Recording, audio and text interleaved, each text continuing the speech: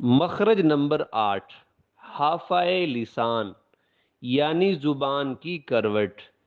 زبان کی کروٹ جب اوپر کی 5 ڈاڑوں کی جڑ دائیں یا بائیں یا ایک وقت میں دونوں طرف سے لگے تو اس سے ضاد ادا ہوتا ہے۔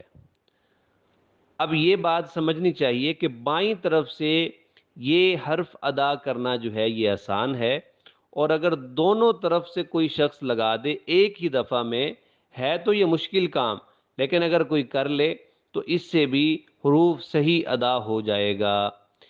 اس ضاد کے حرف کو حافیہ کہتے ہیں، اور یہ وہ حرف ہے کہ جو کسی ماہر مشاق قاری سے جس کی مشق کرنا ضروری ہے، خود اگر ہم اس کو پڑھیں گے تو شاید کہ ہم اس کو صحیح طور پر ادا نہ کر سکیں۔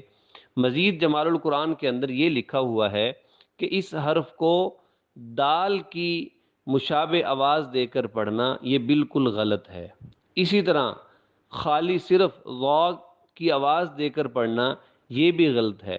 ہاں، مخرج سے ہم اس کو ادا کریں گے اور صحیح طور پر نرمی کے ساتھ آواز کو جاری رکھ کر تمام صفات جو بھی اس کے اندر آتی ہیں ان کا خیال رکھیں گے تو پھر جب ہم محسوس کریں گے تو اس کی آواز ضا کے مشابہ ہوگی، لیکن دال کے مشابہ اس کی آواز بالکل نہیں ہوگی۔ جزاک اللہ خیرہ۔